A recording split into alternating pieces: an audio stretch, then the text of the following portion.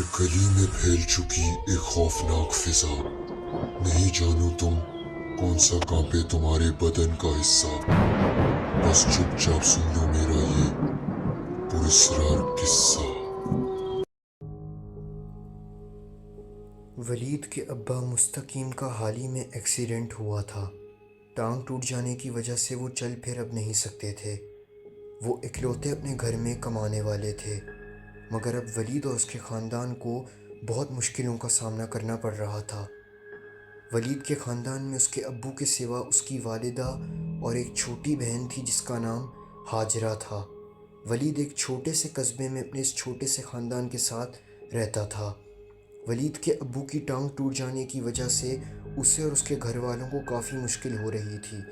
अब वलीद ही था जो सारा दिन जाकर काम ढूंढता था, मगर कोई काम उसे नहीं मिलता था। वलीद की छोटी बहन हाजरा के हाथों में जादू था। वो बहुत लजीज मीठे गुलाब जामुन बना सकती थी। वलीद के दिमाग में ये ख्याल आया कि क्यों ना अगर उसकी छोटी बहन उसे वही गुलाब जामुन बना के दे और वो इन्हें बेचे तो शायद घर चल सकता है। मगर इसके लिए उसे अपनी छोटी बहन से पूछना था कि क्या वो ऐसा कर सकती है या नहीं। उसने हाजरा से जाकर जब इस बारे में पूछा तो उस बच्ची ने हाँ कर दी। वो भी काफ़ी परेशान थी अपने घर वालों को इस हाल में देखकर, इसीलिए रोज़ाना गुलाब जामुन बनाने में उसे कोई मसला नहीं था। हाजरा और वलीद की अम्मी भी कभी कभी हाजरा का गुलाब जामुन बनाते हुए हाथ बटा देती थीं। कुछ ही दिनों में वलीद ने अपने अच्छे दोस्त से कुछ पैसे उधार लेकर एक ठेला भी ख़रीद लिया और एक जगह पर जाकर लगा दिया जो एक गली थी। पहले दिन काफ़ी कम ग्राहक वलीद के पास आए। ज़्यादा से ज़्यादा एक दो लोग ही आते जो गुलाब जामुन की एक दो प्लेट खाकर चले जाते। काफ़ी देर तक रश में गुलाब जामुन बेचने के बाद वलीद ने वापस घर जाने का फ़ैसला किया। रात के तकरीबन 1 बज चुके थे और वलीद ने अपने पहले दिन सिर्फ 100 रुपये ही कमाए थे। वो अपना ठेला लेकर घर जा ही रहा था कि तभी अपनी दाईं जानिब से 4 छोटे बच्चे उसने अपनी तरफ आते हुए देखे, जिनमें से 2 लड़कियां थीं और 2 लड़के थे।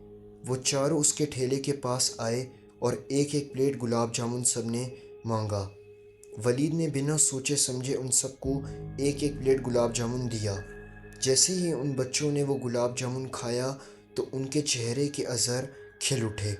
उन चारों ने एक बार फिर एक एक प्लेट बनाने का बोला और वलीद ने दूसरी दफ़ा भी गरम गरम गुलाब जामुन एक एक करके प्लेट में सबको दिया। वो झटके से ही खा गए। उनमें से एक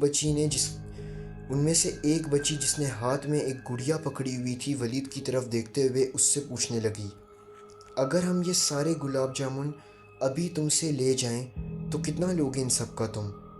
वलीद आगे से हंसते हुए कहने लगा, बेटा तकरीबन 5 किलो के हिसाब से 5,000 लगेंगे, मगर तुम्हारे पास इतने पैसे होंगे? तभी उनमें से एक बच्चे ने 5,000 का नोट अपनी जेब से निकाला और वलीद को देते हुए कहने लगा, ये लो और ये सारे गुलाब जामुन हमें दे दो। वलीद की तो जैसे आंखें ही चमक गईं वो 5,000 का नोट देखकर। जैसे तैसे उसने एक बड़ा सा डब्बा निकाला और उसमें वो सारे के सारे गुलाब जामुन डाले और उन 4 बच्चों को वो डब्बा पकड़ा कर वो फ़ौरन घर चला गया। घर जाते ही उसने हाजरा को किचन में खड़े गुलाब जामुन बनाते हुए देखा तो उसके चेहरे पर मुस्कुराहट और ज़्यादा बढ़ गई। उसने अपने वालिदैन और हाजरा को खाली ठेला और जब 5,000 का नोट दिखाया तो वो भी हैरान रह गए। उनकी वालिदा कहने लगीं, अरे वलीद बेटा, पहले दिन ही सारे गुलाब जामुन बिक गए, माशाल्लाह। उनके वालिद लंगड़ाते हुए आगे आए और कहने लगे, माशाल्लाह, वैसे हमारी हाजरा के हाथ में जायका बहुत है, क्यों बेगम साहिबा?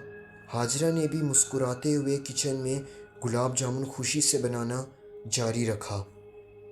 अगले दिन वलीद उसी तरह उसी जगह पर जाकर खड़ा हो गया, ये सोचते हुए शायद जो बच्चे कल रात गुलाब जामुन लेने आए थे वो फिर आ जाएं। आज उसने 10 किलो के गुलाब जामुन लगाए थे। सुबह से दोपहर और दोपहर से शाम हो गई, मगर ग्राहक उसके पास 2 या 3 से ज़्यादा ना आए।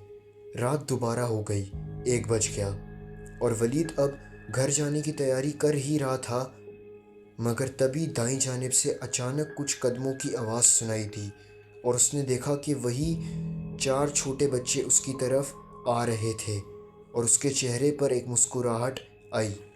ولید نے ان سے پوچھا، ہاں بھائی، آج بھی سارے گلاب جامن لینے کا ارادہ ہے تم لوگوں کا؟ ان میں سے ایک بچے نے کہا، ہاں، یہ پیسے پکڑو اور ڈبے میں ڈالنا شروع کرو۔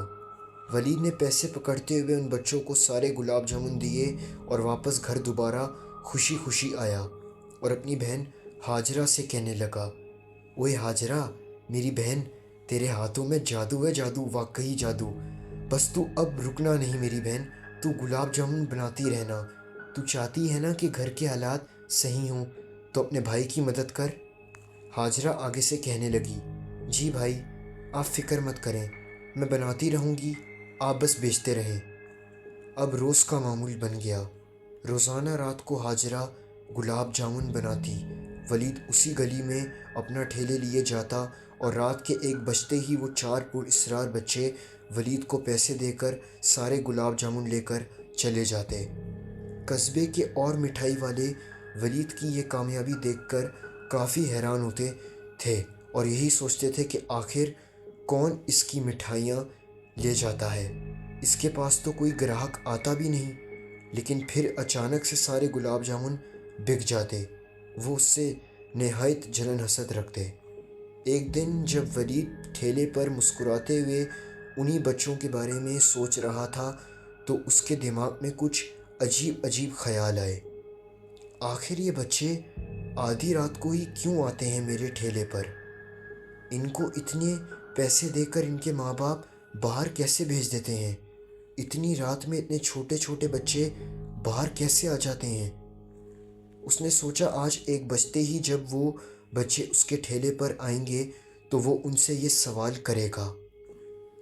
حسب معمول 1 بجتے ہی وہ چاروں پیسے لیے ٹھیلے پر آئے اور گلاب جامن مانگنے لگے اور ولید گلاب جامن کو پیک کرتے ہوئے ان سے پوچھنے لگا، بچوں، ایک بات بتاؤ، اتنی رات میں تمہارے والدین تمہیں باہر بھیجنے سے ڈرتے نہیں ہیں؟ یہ سوال سننے کے بعد ان چاروں نے بڑی عجیب نظروں سے ایک دوسرے کی جانب دیکھا اور پھر ایک بچی نے جواب دیا، نہیں، ان کو یہ گلاب جامن بہت پسند ہیں اور ہمیں بھی، وہ ہمیں ہی لینے کے لیے بھیجتے ہیں۔ ولید نے آگے سے کہا، اچھا، تو کہاں سے آتے ہو تم لوگ؟ شام یا دن میں تو کہیں بھی مجھے دکھائی نہیں دیتے تم لوگ پورے قصبے میں۔ ایک بچی نے جب ولید کی اس بات کا جواب دینا چاہا تو ایک بچے نے اس کو چپ کروایا اور اس کی بات کاٹ کر کہنے لگا، تمہیں اس بات سے کیا مطلب ہم جب بھی آئیں اور جہاں سے بھی آئیں؟ تم یہ پیسے پکڑو اور گلاب جامن دو۔ ولید کو اس بچے کا یہ رویہ بے انتہا عجیب اور بہت برا لگا، مگر پیسے لے کر اس نے ان سب کو چھوٹے بچے سمجھ کر معاف کر دیا اور روزانہ کی بنیاد پر گھر چلا گیا۔ جب اس رات کو وہ گھر چلا گیا تو اس نے دیکھا اس کے والدین پریشان ہوئے ہاجرہ کو بستر پر لٹائے اس کے سر پر ٹھنڈی پٹیاں رکھ رہے تھے۔ ہاجرہ کو بہت تیز بخار ہو گیا تھا۔ جب ولید نے آگے بڑھ کے ہاتھ لگایا تو وہ بخار سے واقعی تپ رہی تھی۔ بخار ہونا بنتا بھی تھا۔ تقریباً 4 ہفتے سے روزانہ وہ گلاب جامن بنا رہی تھی۔ ان کی امی نے ولید کو صاف منع کر دیا کہ اب ہاجرہ رسوئی میں بالکل نہیں جائے گی، اس کو تھوڑے آرام کی ضرورت ہے۔ ولید نے پہلے سوچا کہ اگر ایسا ہوا تو گھر میں پیسے کہاں سے آئیں گے، مگر اسے بھی اپنی بہن سے زیادہ کچھ عزیز نہ تھا اور وہ چپ چاپ مان گیا۔ رات کا تقریباً 1 بج چکا تھا۔ پورے قصبے میں خاموشی چھا گئی تھی۔ ہر گلی میں سناٹا ایسے تھا جیسے کوئی ویران قبرستان ہو۔ سب کمبل اوڑھے گہری نیند سو رہے تھے کہ اچانک ولید کی آنکھ کھلی اور اس نے دیکھا پورے گھر میں اندھیرا چھایا ہوا تھا۔ اس نے سنا باہر گیٹ سے کچھ عجیب سی آواز آئی اور بے جھجک وہ فوراً بستر سے اٹھا اور دیکھنے کے لیے گیا کہ کہیں کوئی چور چکا وغیرہ گھر کے اندر داخل نہ ہو گیا ہو۔ وہ جیسے ہی صحن میں پہنچا تو دیکھا گھر کا مین گیٹ کھلا ہوا تھا اور ایسا لگ رہا تھا جیسے کسی نے اس کو کھولا ہو۔ ولید نے فوراً آگے بڑھ کے گیٹ سے باہر جب دیکھا تو ایک عورت باہر دھند میں کھڑی تھی جس کا رخ اس طرف نہیں تھا۔ اصلی جھٹکا ولید کو تب لگا جب اس نے اس کے کپڑوں پر غور کیا تو وہ ہاجرہ تھی۔ وہ بنا کچھ سوچے سمجھے باہر آیا اس کو یہ کہتے ہوئے، ہاجرہ ہاجرہ، ارے نیند میں چلنے لگ گئی ہے کیا میری بہن؟ ہاجرہ کا چہرے کا اثر ایسے تھا جیسے وہ ولید سے کوئی شکایت لیے کھڑی ہو، اور پھر اس نے بڑی ہی پر اصرار آواز اور عجیب سے لہجے میں اپنی آنکھیں ولید پر تانے کہا، تم نے آج میرے بچوں کو مٹھائی نہیں دی۔ ولید کو کچھ پل کے لیے یہ سب بہت عجیب سا لگا، مگر تبھی ہاجرہ کے چہرے پر خوف اور پریشانی آئی اور وہ کہنے لگی، بھائی آپ یہاں، میں یہاں کیا کر رہی ہوں اور ہم گھر کے باہر کیا کر رہے ہیں؟ بخار صاف صاف اس کی آواز میں سنائی دے رہا تھا، اور کچھ دیر پہلے اس نے جو جملہ کہا تھا اس سے واضح ہوتا تھا کہ وہ ہاجرہ کی آواز نہیں تھی۔ بہرحال ولید نے زیادہ نہیں سوچتے ہوئے ہاجرہ کو تسلی دی اور بولا کہ وہ نیند میں چلتے چلتے باہر آ گئی تھی، مگر جو سوال ہاجرہ اس سے پوچھ رہی تھی کہ نیند میں اس نے مین گیٹ کا تالا کیسے کھولا، اس کا جواب ولید کے پاس خود نہیں تھا۔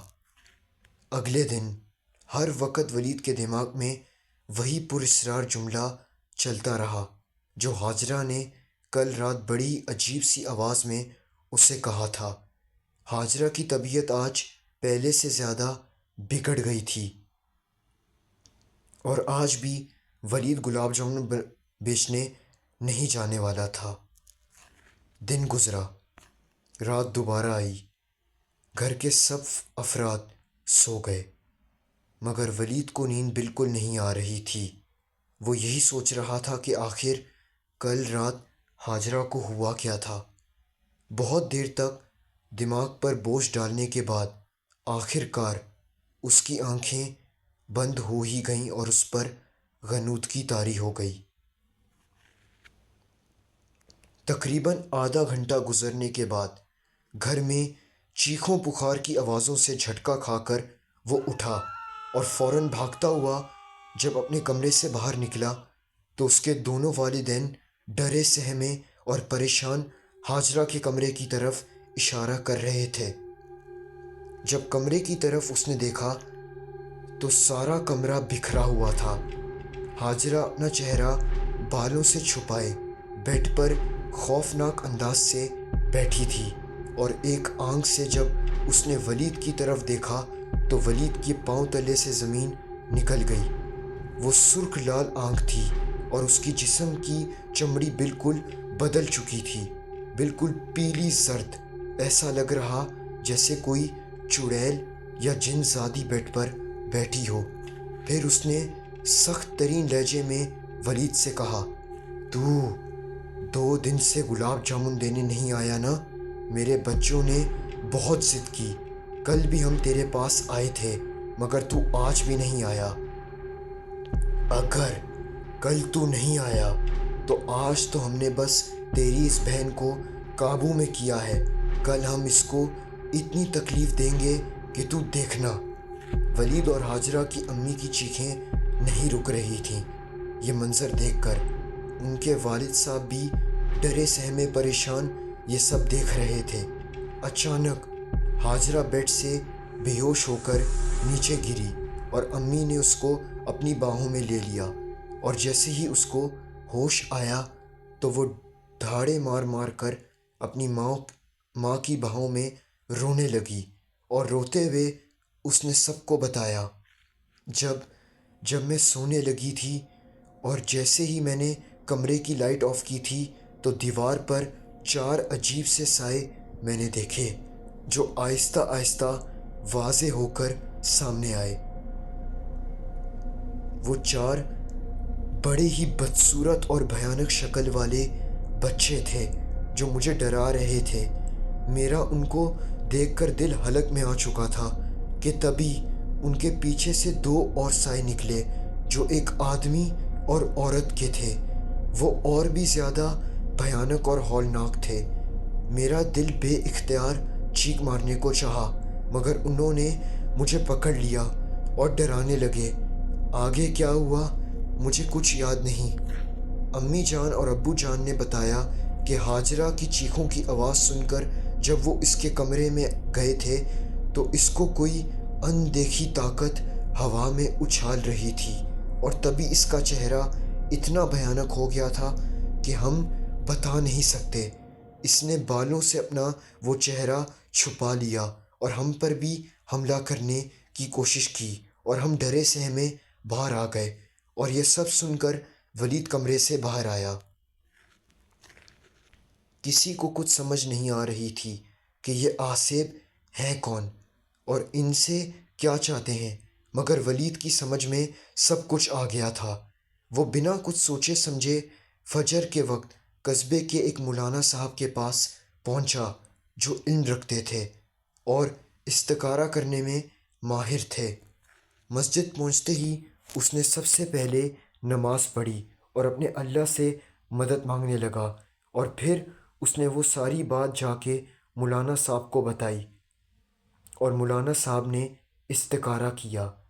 जब इस्तिखारा मुकम्मल हुआ तो वो मौलाना साहब ने वलीद से कुछ यूँ कहा, बेटा, जिन बच्चों को तुम पिछले 1 महीने से गुलाब जामुन बेचते आए वो इंसान नहीं थे, वो जिन्नात के बच्चे थे।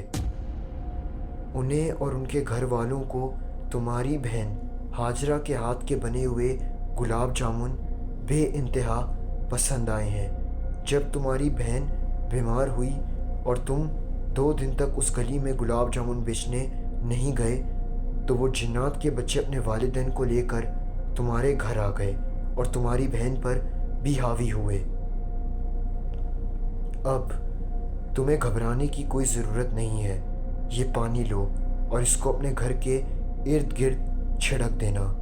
साथ में खुद और अपने घर वालों को बोलना कि वो इबादत करते रहें, कुरान और नमाज़ पढ़ते रहें। अपनी और अपने घर वालों की खैरियत चाहते हो तो उस गली में क्या पूरे कस्बे में दोबारा अपनी बहन के हाथ के बने हुए गुलाब जामुन नहीं बेचना। जब तक तुम और तुम्हारा ख़ानदान अल्लाह की इबादत में लगे रहोगे तो वो मखलूक़ात तुम लोगों का कुछ नहीं बिगाड़ सकेंगी। कुछ दिन रात को बाहर निकलने से परहेज़ करना, हो सके तो ये घर भी छोड़ देना, और किसी भी किस्म की कोई अजीब आवाज़ें आएं तो घबराना नहीं, अल्लाह के नाम को याद करना। मौलाना साहब की बात समझने के बाद वलीद और उसके घर वालों ने यही सब किया। घर के बाहर से आधी रात को बहुत अजीब आवाज़ें आतीं। कोई उनके रिश्तेदार बनकर घर के अंदर आने की कोशिश करता, मगर वो अल्लाह की इबादत में मसरूफ़ रहते। चंद दिन गुज़र जाने के बाद वलीद को एक बहुत अच्छी नौकरी मिल गई और वो अपने ख़ानदान को लिए एक नए घर शिफ्ट हो गया, जहाँ कभी दोबारा उन चीज़ों से उसका सामना नहीं हुआ। मगर आज भी जब वलीद वो वक्त याद करता है जब वो उस कस्बे की एक गली में रात के 1 बजे जिन्नात के बच्चों को गुलाब जामुन बेचता था, तो उसकी रूह कांप उठती।